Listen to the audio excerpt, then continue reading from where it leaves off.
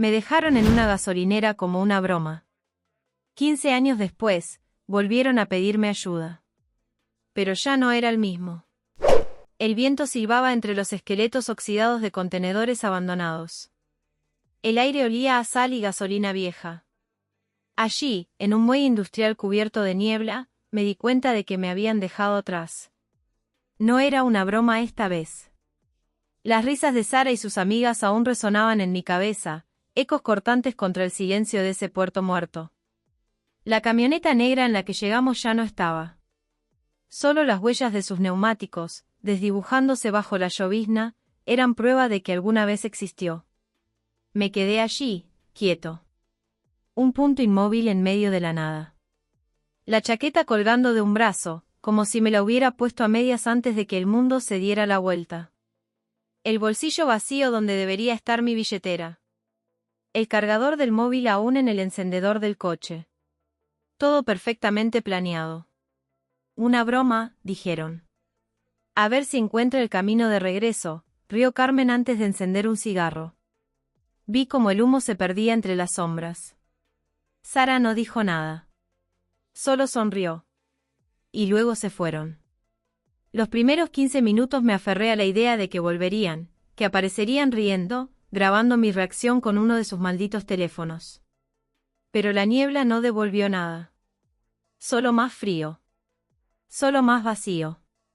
15 años después, ella me encontró. Pero yo ya no era el mismo. Aquella noche en el puerto fue el punto de quiebre. O tal vez el de reconstrucción. Caminé entre los galpones oxidados como un fantasma que aún no sabía que estaba muerto. Me repetía que no pasaba nada, que solo estaban jugando. Pero algo en mi interior ya había dejado de creer. Los recuerdos me golpeaban a traición, Laura derramando café sobre mi pantalón mientras reía demasiado fuerte, Sofía, con esa mirada de compasión envenenada, diciéndole algo a Sara que la hizo girar la cara para que yo no viera su sonrisa. Y yo, siempre el extraño en su círculo cerrado. Siempre el blanco. Una luz titilante se encendió entre la bruma, una camioneta oxidada, motor rugiendo con vida agonizante. Se detuvo a pocos metros. Un hombre enorme, con una barba gris como acero sucio, bajó el cristal. Hola, amigos oyentes. No les quitaré mucho tiempo, solo un momento. Necesito mucho apoyo de cada uno de ustedes. Por favor den me gusta y escriban un comentario con lo que piensan de esta historia y cómo actuarían si estuvieran en el lugar del protagonista. Si lo desean, también pueden compartir la historia con un amigo y les pido que se suscriban al canal. Gracias por escuchar. ¿Estás perdido o esperando a alguien que no va a volver? Su tono era seco, sin lástima. Me tragó la garganta una respuesta que nunca aprendí a dar. Me dejaron. Mi voz sonaba más hueca de lo que sentía. Él asintió, sin sorpresa, como si ya conociera la historia. Sube. Esta ciudad no perdona a los ingenuos. En el asiento del copiloto, mientras el vehículo temblaba con cada bache, miré mis manos. Las uñas sucias. Los nudillos blancos. No pedí su teléfono. No pregunté si podía llamar. ¿Qué iba a decirle? Sara, fue gracioso. Buen chiste. No. No esta vez. Porque no era solo la broma. Era cada mirada que no vio. Cada silencio en el que no me defendió. Cada noche en que las risas de sus amigas fueron más fuertes que mi voz. Y en ese momento, algo en mí decidió no regresar. La dejaron solo bajo la lluvia ácida de un atardecer oxidado. No había señales, ni postes, ni voces. Solo el zumbido eléctrico de un cable roto colgando del poste más cercano y el olor a metal quemado que el viento arrastraba desde la refinería abandonada. Me habían dejado allí, en un cruce industrial olvidado a las afueras de la ciudad portuaria. El camionero ni siquiera apagó el motor cuando me señaló con la barbilla. Hasta aquí llego, chico. Tenía los ojos hundidos y una quemadura vieja en la mejilla que no quise mirar demasiado. Asentí sin decir nada. Mi garganta estaba seca, pero no era por sed. Cuando arrancó, Las ruedas chirriaron como un animal herido. Entonces quedé solo. Sin celular. Sin dinero. Sin sombra. Solo el eco de mis pasos en la grava húmeda. Quise reír. ¿Por qué no? Sara y sus hienas lo habían conseguido. Me dejaron allí como un perro, sin siquiera un maldito adiós. Lo planearon todo. El viaje, la gasolinera, el baño sucio con el pestillo roto. Salí y ya no estaban. Solo la risa fantasma de Laura y el olor a perfume barato de Carmen colgando en el aire. Pero mientras avanzaba por la avenida oxidada hacia Grand Junction, si es que eso seguía existiendo como algo más que una promesa, me di cuenta de algo: no me rompieron. Me vaciaron. Y eso es distinto. Porque ahora no quedaba nada de lo que doliera. Mi sombra se alargaba entre los muros grafiteados y las ventanas rotas. Cada paso que daba era un recuerdo arrancado de mi cabeza como una costra vieja. 5 años. 5 años siendo el blanco de las bromas sutiles, de las risas contenidas en cenas donde yo era el adorno. Sara miraba a otro lado. Siempre a otro lado. ¿Y ahora?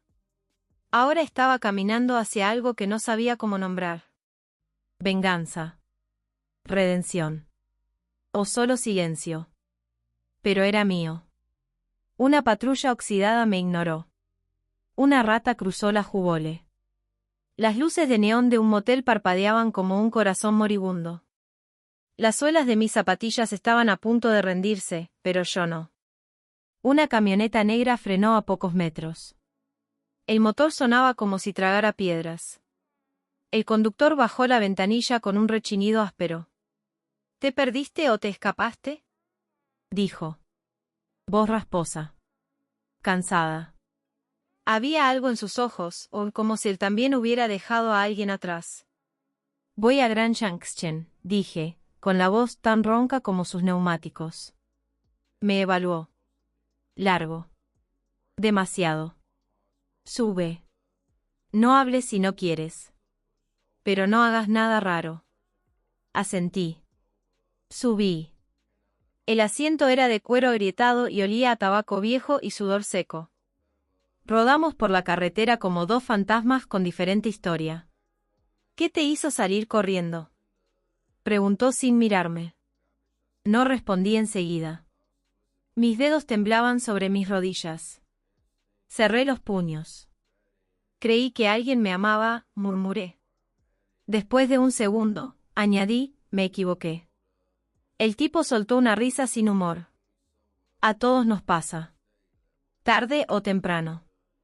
Me dejó en el borde de la ciudad, un conglomerado de bloques grises, luces débiles y juboles mojadas por un riego que olía a óxido. El cielo estaba anaranjado como si alguien lo hubiera prendido fuego. Suerte, hermano. Y desapareció en la bruma. Yo me quedé quieto, mirando ese horizonte de supermercados medio vacíos y antenas rotas. El mundo seguía girando, pero el mío se había detenido. Entonces vi el letrero. Refugio nocturno. Cruz Roja. 2 juboles al sur. Tragué saliva. Eso era lo que quedaba de mí. Un número más en una cama compartida con desconocidos. Miré mis zapatos sucios, mi reflejo en un escaparate cubierto de polvo. Pero no tenía opción. Y quizá, en esa falta de opción, había algo parecido a la libertad. Seguí caminando. Y cada paso, aunque doliera, era un paso lejos de Sara. El refugio parecía más un antiguo matadero reconvertido que un lugar de ayuda. El techo alto, manchado de humedad, goteaba en un rincón donde las luces parpadeaban como si temblaran. El olor era una mezcla espesa de lejía vieja, sudor seco y café quemado. Una cruz metálica colgaba sobre la puerta, torcida, como si hasta Dios hubiera perdido el equilibrio en este lugar. Detrás de una reja de vidrio blindado, un hombre me observaba con ojos de piedra. Cincuentón, mandíbula cuadrada, cabeza rapada como si cada cabello fuera una batalla perdida. La placa decía, Miguel, pero no necesitaba presentación, su presencia lo decía todo. ¿Perdido o quebrado?, preguntó sin moverse, como si llevara horas congelado en esa pose. Ambas. Me rasqué el cuello. El polvo de la carretera seguía allí, pegado como culpa. Pasa. Nombre. Dudé un segundo. Mentí sin culpa. Mario. Me arrojó una tablilla. Sus manos eran nudosas, marcadas. El tipo conocía el frío. Llena esto.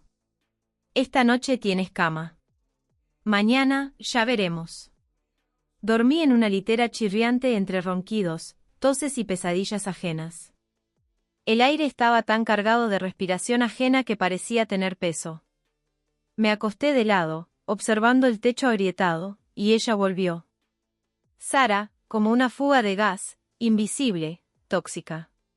Su risa. Su forma de ladear la cabeza. La mirada que usaba cuando ya no le importaba. Una parte de mí la quería gritar, expulsar, odiar. Pero otra parte aún esperaba oír la puerta abrirse y su voz decir que todo fue un error. Que me buscó. Que me quería. Idiota. Las palabras de Miguel flotaban en la oscuridad. Mañana, ya veremos. Y no sonaban a consuelo. A la mañana siguiente, Miguel me sirvió un café tan aguado que parecía tener más dudas que cafeína. Nos sentamos en una sala con sillas de plástico que crujían como huesos rotos. Sin documentos no eres nadie, dijo, sin rodeos. Ni trabajo, ni cuenta, ni alquiler. Vamos a empezar con eso. Asentí. El yugue de la taza era lo único que me sostenía. Y mientras tanto, Miguel se encogió de hombros. ¿Sabes lavar platos? La cafetería no tenía nombre. Solo un cartel oxidado que decía, desayunos desde las 6, y una puerta pintada de rojo descascarado. El interior era como un set de los 60 atrapado en una pesadilla de grasa y humo, asientos de vinilo rajados, una rócola rota y una luz amarilla que te hacía parecer enfermo. Detrás del mostrador estaba Nerea. Alta, huesuda, con los brazos tatuados y una cicatriz vieja cruzándole la clavícula. Llevaba un cigarrillo sin encender entre los labios, como amenaza constante. ¿Miguel te envió? Preguntó sin mirar. Sí. Busco trabajo. Lo que sea. Me escaneó con una mezcla de desprecio y lástima. El lavaplatos se largó ayer. El sueldo es una broma. Si robas, te corto las manos. Si lloras, fregás con las lágrimas. Entendido. Trae saliva. Sí. Me lanzó un delantal manchado. Así empezó. El agua estaba hirviendo, las ollas parecían haber peleado una guerra, y mis manos pronto se llenaron de cortes. Pero me sentía vivo.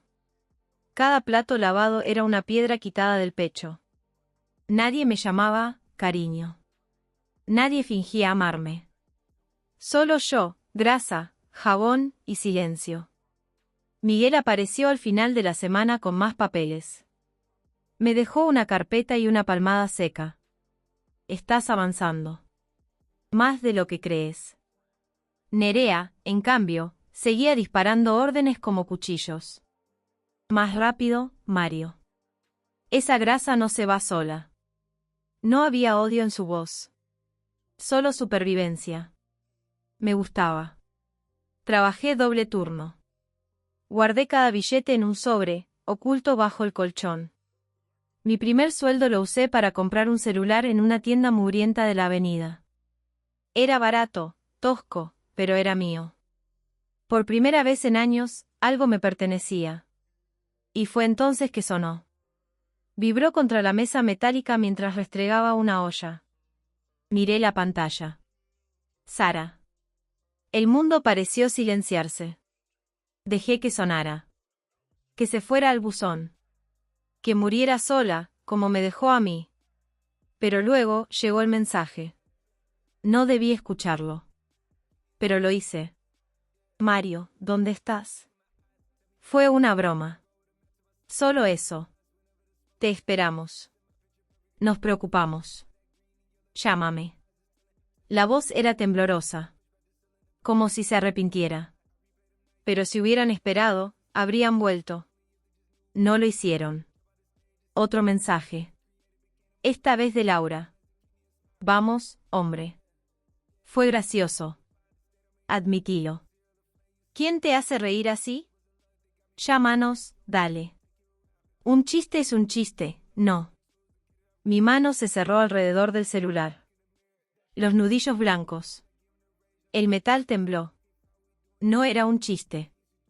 Era una ejecución. Para ellas, solo fui una historia. El tipo dejado en la gasolinera. La anécdota para contar entre copas. La broma que respira. Pero eso estaba por cambiar. Ya no iba a ser su historia. Ahora, yo iba a escribir la mía. Las llamadas eran una plaga. No se detenían. Sara. Luego Sofía. Luego Laura. Sus nombres se encendían en la pantalla como brasas mal apagadas, resucitando fantasmas que aún olían a perfume caro y gasolina. Mensajes. Audios. Algunos con voz quebrada. Otros con esa risa burlona que aún sabía cómo destrozarme. Te extrañamos. Ya basta. Esto no es gracioso. Vamos, Mario. No seas dramático. Fue una joda. Me senté en la oscuridad de mi habitación en el refugio, con el zumbido monótono del ungüentador como única compañía. Afuera, la noche lloraba contra las ventanas empañadas. El celular brillaba en mi mano como una herida abierta. Escuché sus voces otra vez. Sara con ese tono en falso, como si ensayara tristeza frente al espejo. Laura riéndose como si no pudiera evitarlo. Sofía, ni siquiera fingiendo, su voz interrumpida por una carcajada mal contenida. Mi pulgar flotó sobre el botón de llamada. 1 segundo. 2. ¿Y si les gritaba? ¿Si les devolvía todo el veneno? ¿Serviría de algo? Sabía la respuesta. Ella lloraría. Me haría sentir culpable. Me diría que no fue para tanto, que todo fue un error. Como siempre. Basta. Entré a la agenda. 1 por 1. Bloquear. Sara. Bloquear. Laura. Bloquear. Sofía. Bloquear. Carmen. Mis dedos temblaban. No por miedo. Por rabia. Por años desperdiciados. El silencio que quedó después fue brutal. Y hermoso. Solté un suspiro que no sabía que cargaba. Uno profundo. Uno viejo. Como si por fin alguien hubiera abierto una válvula dentro del pecho. No más. No más ellas. No más jaulas de risa. No más amor condicionado. A la mañana siguiente, la cafetería me recibió con vapor bullente, grasa acumulada y el clac-clac de cuchillos golpeando tablas de cortar. El agua estaba hirviendo. El jabón ardía. Y yo no dije una palabra. Nerea lo notó. Estás más raro que de costumbre, dijo, lanzándome un trapo húmedo. ¿Te cagaron la vida otra vez o solo dormiste mal? Estoy resolviendo unas cosas, dije, sin mirarla. Ella resopló, girando una sartén como quien gira el destino de alguien. Resuelve lo que quieras. Solo no quemes el lobo. Le sonreí, apenas. No necesitaba su compasión. Solo su cocina. Miguel apareció más tarde con un papel arrugado y ojeras nuevas. Número de trámite. Va avanzando. Me miró con esa mezcla suya de evaluación y respeto. ¿Seguís firme? Más que antes. Asintió, sin sonrisa. Su versión de bien hecho. A fin de semana, mi primer abrigo me esperaba en una caja de ropa donada. Verde, gastado, demasiado grande. Pero me lo probé frente a un espejo rajado y me vi distinto. No fuerte. Pero menos roto. Las noches en el refugio se volvieron rutina. Las notificaciones del celular desaparecieron. Sara y su manada eran humo. Y el humo no lastima si no lo respirás. Pasaron los meses. Lavé más platos de los que podía contar. Las manos se me llenaron de cortes, las muñecas de ampollas. Pero cada centavo ganado me pertenecía. Cada dólar guardado era una declaración: estoy vivo sin ustedes. Conseguí alquilar una guardilla sobre una lavandería. Una cama inflable. Una estufa eléctrica. Una lámpara colgando de un cable sin protección. El palacio de un hombre libre. Nerea, dura como siempre, me ascendió a ayudante de cocina. No lo arruines, gruñó, sin siquiera mirarme. Cortaba cebollas mientras el vapor me nublaba los ojos. El sonido del cuchillo era mi terapia. Era la única voz que me hablaba sin mentirme. Por las noches, tumbado en el colchón, el techo me devolvía las versiones de Sara que prefería olvidar, la que sonreía sin burlarse, la que me abrazaba sin cámaras cerca, la que me hizo creer. No era la Sara que me dejó en una gasolinera. Era la del principio. Y esa dolía más. ¿Pensará en mí? ¿Le importará? Tal vez. Pero eso ya no cambiaba nada.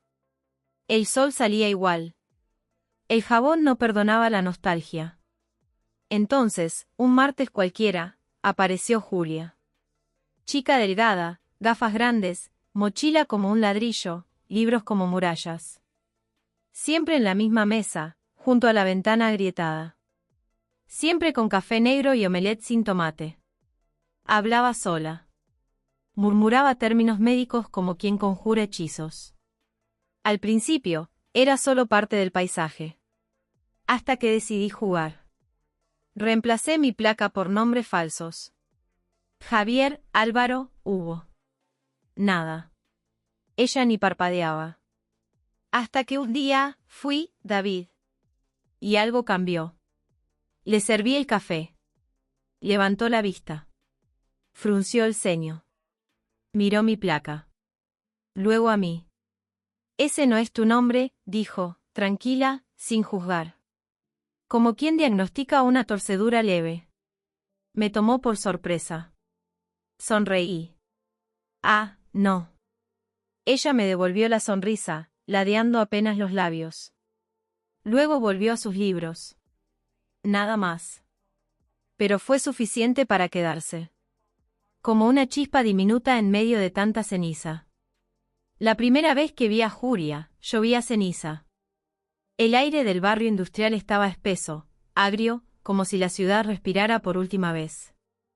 El turno de madrugada en The Iron Diner siempre olía a grasa rancia y desesperación. Pero esa noche, ella cruzó la puerta con una mochila enorme y los ojos más cansados que he visto en mi vida. Me detuve en seco, con la espátula aún humeante en la mano. Algo en su forma de sentarse, como si no esperara volver a levantarse nunca, me dio una sacudida. Inventé una excusa para acercarme. Otra más. ¿Café? Murmuré, dejando la taza sobre la mesa oxidada. Julia ni me miró. Se frotó los ojos con las palmas temblorosas. Si tiene dinamita, mejor. La sonrisa fue fugaz, rota. Me quedé un segundo más, solo para mirarla. Y al darme la vuelta, dejé caer 2 porciones extra de hash browns en su plato. Cuando volvió a hablar, su voz era apenas un eco. Sigiloso. ¿Siempre haces eso? No respondí. No quería que se diera cuenta de cuánto me afectaba ese hilo de voz. La noche que todo cambió, el jugolejón detrás del restaurante apestaba a lluvia estancada y gasolina. Julia apareció con jeans ajustados, el cabello suelto, y una chaqueta de cuero que no le había visto antes. Nada de sudadera ni apuntes. Mis amigas se largaron. Me dejaron con una reserva y una botella de vino, dijo, apoyándose en la pared húmeda. Su mirada, afilada como navaja. ¿Estás libre o qué? Antes de responder, escuché a Nerea gritar desde el fondo del lobo. Si no vas, te echo yo mismo. Fuimos. A una pizzería ruidosa al otro lado del río, donde el mozo no dejaba de mirarnos como si fuéramos actores en una serie de bajo presupuesto. Ella se reía. Me reía yo también, porque por primera vez en mucho tiempo, no estaba huyendo de nada. No tienes cara de David, dijo, después de que le contara lo de mi placa falsa. A lo sumo, podría ser un Mario. Pero uno que guarda secretos. Su risa tenía filo, pero no hería. Hablamos como si ya hubiéramos vivido todo. Ella de medicina, yo de mi escape. Nos entendimos en los silencios. En lo que no dijimos. 6 meses después, su cepillo de dientes apareció en mi estudio sin que nadie lo mencionara. Sus libros tomaron el sofá, luego la mesa, después mi cama. Cocinábamos sobre una estufa de gas de camping, chocando hombros, derramando sopa, riéndonos sin saber por qué. A veces la encontraba dormida sobre sus apuntes, murmurando nombres de huesos, músculos, arterias. Me quedaba mirándola, y algo en mí, ese algo oxidado que pensaba muerto, respiraba de nuevo. 1 año más tarde, alquilamos un sitio con ventanas. El sol entraba de verdad. Cocinaba en una cocina real, con cuchillos que cortaban sin traicionar la muñeca. Nerea gruñía menos y me dejaba la plancha en las noches pesadas. Julia nunca me preguntó por mi pasado. Pero cada vez que me tambaleaba, me tomaba del brazo y decía: «Tú puedes». Y por alguna razón, le creía. Hasta que Sara volvió. No en persona. En forma de un correo. Línea gris, asunto simple. Mario, ¿estás bien? Te extraño. El cuchillo se detuvo a medio corte, el pimiento quedó a medio abrir, como una herida. Sara. La que me dejó sin mirar atrás. La que rió mientras yo recogía los pedazos. Ahora decía que me extrañaba. Borré el mensaje. El siguiente también. Y el que vino después, con esa falsa compasión, casi burlona. Tu abuela me llamó. Dice que te necesita. Maldita. No tenía derecho. Julia me vio con el ceño fruncido, el móvil en la mano, los nudillos blancos. ¿Quién? Tardé un segundo en responder. Nadie. Ella sostuvo mi mirada. No insistió. No necesitaba hacerlo. Mi vida con Julia era real. Con barro, con carne, con noches sudadas y risas sin filtro. Ella desafinaba cantando mientras cortaba cebolla. Yo la asustaba con cucharas suboyentes. Y cuando dormíamos juntos, su espalda contra mi pecho, todo el pasado parecía una mala película que ya nadie recordaba. Pero a veces, cuando su respiración era lo único que se escuchaba, yo pensaba en el buzón de entrada. En si Sara volvería a escribir. En si respondería. Y luego la apretaba un poco más fuerte. Porque no iba a volver. El extractor zumbaba como una amenaza cuando Nerea me llamó desde el otro lado del lobo. La plancha chisporroteaba detrás de mí, y el vapor me nublaba las gafas. Me limpié las manos en el delantal, cruzando el comedor casi vacío del Iron Diner, mientras afuera comenzaba a lloviznar sobre el asfalto del barrio industrial. Nerea estaba apoyada contra la barra, su silueta recortada por la luz rojiza del letrero de neón. Mario, dijo sin rodeos, su tono inusualmente seco. No eres tan malo como pareces. Fruncí el ceño, buscando la broma. Pero ella seguía seria, sin el menor asomo de sarcasmo. Voy a abrir otro lugar. Al sur, cerca del depósito de trenes. Necesito a alguien que lo dirija. ¿Estás dentro? Me quedé quieto. Las palabras me golpearon con el filo de lo irreal. Yo. Dirigir. El metal de la espátula seguía huboyente en mi mano, como si necesitara anclarme a algo. Es una trampa. Solté. Nerea soltó una carcajada seca. Te parezco el tipo de mujer que gasta bromas sentimentales. Has aguantado todo aquí sin llorar ni robarme. ¿Aceptas o no? Mi voz se atascó en la garganta. Por dentro, un eco, esto no es para ti. Esto no acaba bien. Pero esa noche, me senté junto a Julia en el colchón tirado en el suelo de nuestro apartamento, y dejé caer la noticia casi en un susurro. Nerea quiere que dirija su nuevo logo. Ella dejó de subrayar sus apuntes y giró hacia mí, despacio. Su rodilla tocó la mía. ¿Y vas a decir que no? ¿Y si lo arruino? Mi voz era apenas un murmullo. Mis manos sudaban. Julia no respondió al instante. Me miró. De verdad me miró. Y luego, sin adornos, dijo. Ya lo haces. Solo falta que te lo creas. Me sostuvo la mano, los dedos fuertes, tibios. No me ofrecía promesas, solo presencia. Sara se habría reído. ¿Tú, un jefe? ¡Qué chiste! Y sus amigas la habrían acompañado entre carcajadas huecas. Pero Julia solo apretó mi mano. Y yo asentí. Lo haré. Ella sonrió. Una sonrisa mínima, pero suficiente. Luego se puso de pie y apuntó al fregadero. Perfecto. Ahora ponte los guantes. El arroz se pegó al fondo otra vez. Nerea me lanzó un manojo de llaves 2 días después sin levantar la mirada del registro de caja. No quemes el lugar. Eso, en su idioma, era bendición. La nueva cafetería estaba encajada entre una ferretería abandonada y un taller mecánico. Interior de madera envejecida, 10 mesas, una cocina estrecha con tubos oxidados y techos que goteaban si llovía demasiado. Pero era mía. Armé turnos, organicé pedidos, entrené a los nuevos bajo un yugo que empapaba la camisa. Me equivoqué. Quemé papas. Rompí vasos. Grité una vez. Me disculpé 3. Y cada noche, Julia me esperaba en casa con libros abiertos sobre la mesa y la cafetera vieja bufando como un tren cansado. Ella me escuchaba contar cómo una camarera confundió el ketchup con jarabe de fresa. Yo la escuchaba recitar términos médicos que parecían conjuros. Dormíamos como si el mundo fuera a terminar al día siguiente. Estaba funcionando. Contra todo pronóstico, estaba funcionando. Incluso Nerea apareció una noche. Dio un vistazo rápido, probó el café y dijo: No está terrible. Bien hecho. Después se fue sin mirar atrás. Para mí, fue como recibir una corona de laureles. Y entonces, de nuevo, ese nombre.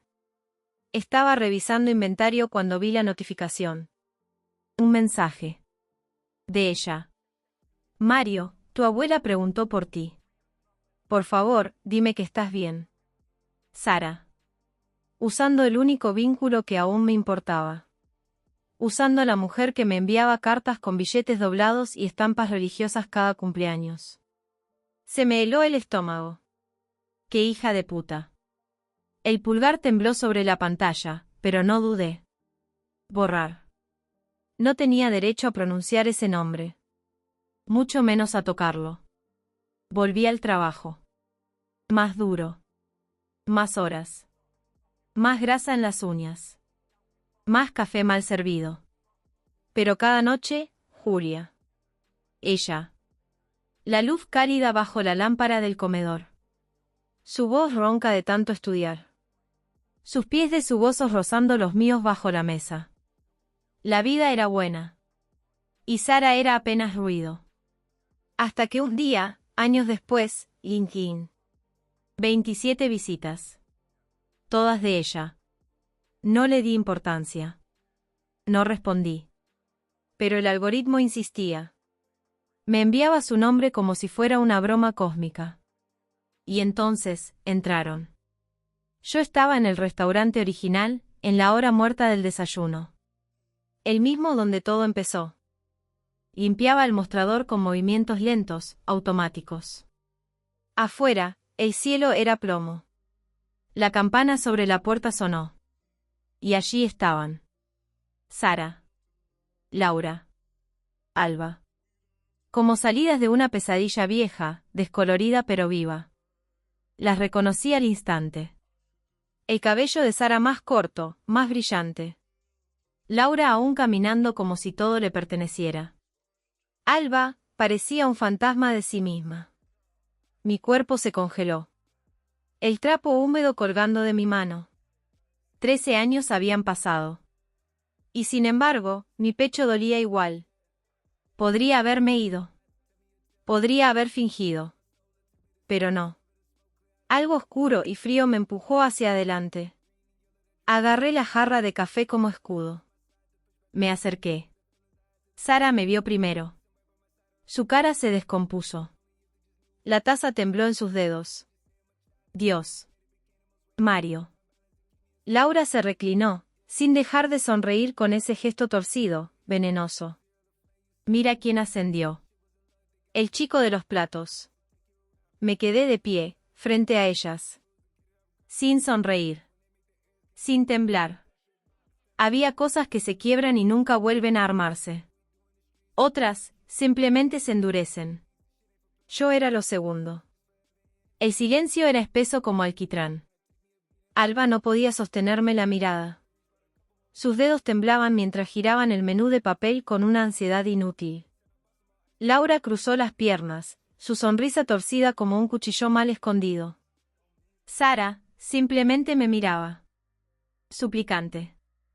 Como si el pasado se pudiera deshacer con un parpadeo. Yo seguía ahí, firme, con la jarra de café en la mano. ¿Qué quieren? Pregunté. Frío.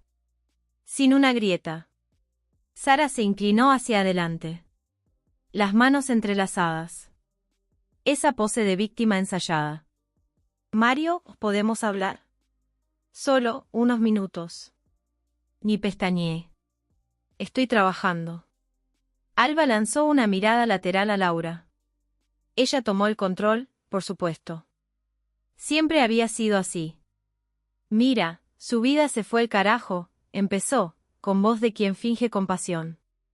El negocio murió, el marido se largó, y Alba, bueno, está jodida. Pausa. Solo vinimos a pedirte una ayudita. Algo que la saque del fondo. ¿Sabes? Para empezar otra vez. La palabra ayudita me repugnó. Cualquier cosa, susurró Alba. Como si el aire la aplastara. No me moví. No dije nada. Las observé con la goma del cirujano antes del primer corte. Sara empezó a llorar, suave, húmeda. Laura actuaba. Alba solo sobrevivía. Pensaban que me quebraría. Que aún era aquel chico de la gasolinera, con los bolsillos vacíos y el corazón hecho polvo. Pero ya no era él. Fui a la parte trasera, donde guardábamos las facturas. La oficina era pequeña, sin ventanas, con olor a tinta y grasa antigua. Saqué un sobre. Escribí. $7,350. La cifra exacta de un boleto de autobús de Grand Junction hasta mi ciudad, 15 años atrás. Lo había buscado una noche de invierno, con las manos temblando sobre un teclado prestado, preguntándome cuánto costaba no haber sido abandonado. Volví. Dejé el sobre la mesa, frente a Sara. Alba lo tomó como si fuera oro. Pero al abrirlo, el brillo de sus ojos se apagó. La cifra la golpeó. Como una bofetada. Laura arrancó el cheque de sus dedos. ¿Estás de broma? ¿Qué es esto? Me incliné hacia ella. La voz baja. Firme. Es lo que me habría costado volver ese día. No volví. Y ustedes no tienen derecho a más. Sara abrió la boca. Pero no dijo nada. Ni una palabra. Laura soltó una carcajada amarga y empujó el sobre de vuelta. Eres un imbécil. Después de todo lo que pasó. Después de todo, la corté, me dejaron solo. En medio de la nada. Silencio. Alba temblaba. Bajó la cabeza. Las uñas marcaban la piel de sus manos. Me enderecé. Pueden irse. Y no vuelvan. No grité. No lo necesitaba. Mi voz llenó el restaurante igual. La cuchara de un cliente tintineó contra una taza. Las meseras dejaron de caminar. Todos lo sintieron. Di media vuelta. Volví al mostrador. Corazón golpeando en el pecho. Pero mis pasos eran firmes. Una mesera me miró, con incertidumbre. Ya terminaron, le dije. Las tres se quedaron sentadas un momento. El tiempo parecía aguantar la respiración. Sara tomó el sobre como quien recoge un papel mojado. Laura mascullaba quejidos. Alba se levantó sin decir una palabra. La campana de la puerta sonó al salir. Y como si nada hubiera pasado, el mundo se reanudó. Tazas. Platos. Conversaciones. Yo me serví una taza de café. Las manos ya no temblaban. No hubo gritos. No hubo escándalo. Fue quirúrgico. Frío. Final. Cerré la libreta de ese día. Y con ella, otra mucho más vieja. Cerré temprano esa tarde. El asfalto brillaba con restos de lluvia mientras conducía. Las luces de la ciudad parpadeaban como si todo estuviera en pausa. Pero yo no. Cada kilómetro era más liviano. Más mío.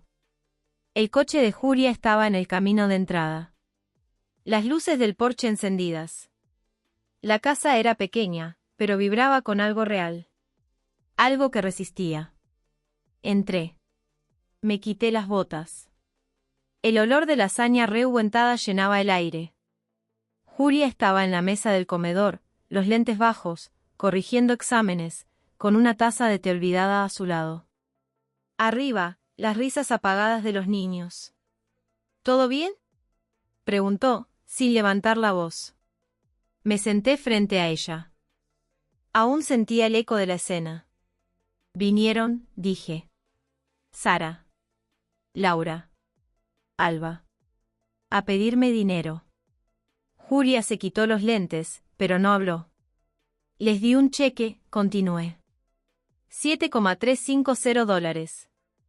El precio de no haber sido abandonado. Lo que habría costado si hubiera vuelto.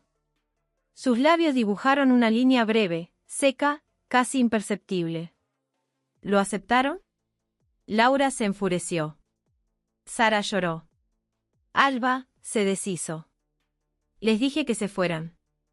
Ella extendió la mano y tomó la mía. Su tacto era tierra firme. No pueden quitarte nada que no les des, murmuró. Sentí algo en la garganta. Lo tragué. No dijo más. No necesitaba hacerlo. Ella entendía. Siempre entendía. Esa noche, cenamos sobras. Solo nosotros dos. Los niños ya dormían. Yo jugaba con la comida, pero mi mente seguía atrapada en aquella mesa. Sara llorando. Laura lanzando veneno. Alba, encorvada como si cargara los años en la espalda. Pero no importaba. Ellas vinieron con las manos vacías y los ojos falsos. Y yo les mostré un espejo. No les di venganza. Les di lo justo. Lo que me dieron, un boleto de salida. Julia habló de los niños. De un examen de matemáticas. De que la pequeña ahora dibujaba gatos por toda la casa. Yo solo escuché. Dejé que su voz me anclara al presente. Lavamos los platos. Ella me dio un codazo, sonrió. Y por primera vez en 15 años, me reí sin peso en el pecho. Esa noche, el silencio no pesaba. Abrazaba.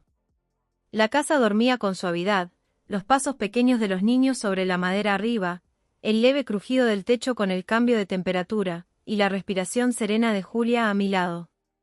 Yo miraba el techo. No pensaba. Solo recordaba. La escena volvía como una película muda. Sara, rota. Laura, furiosa. Alba, temblando con ese cheque en las manos.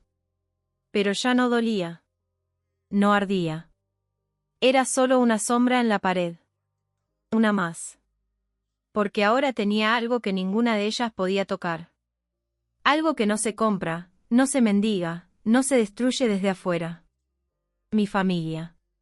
Mi hogar. Mi paz. Mi nombre, limpio, sostenido con mis propias manos. La venganza, al final, no fue escupir odio ni lanzar verdades como cuchillos. Fue esto.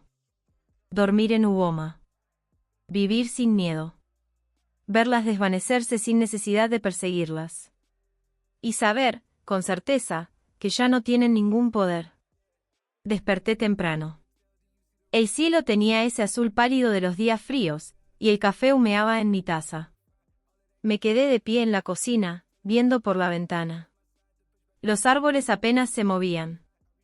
La jugoria aún vacía. Julia corregía exámenes en el sofá. Los niños dormían.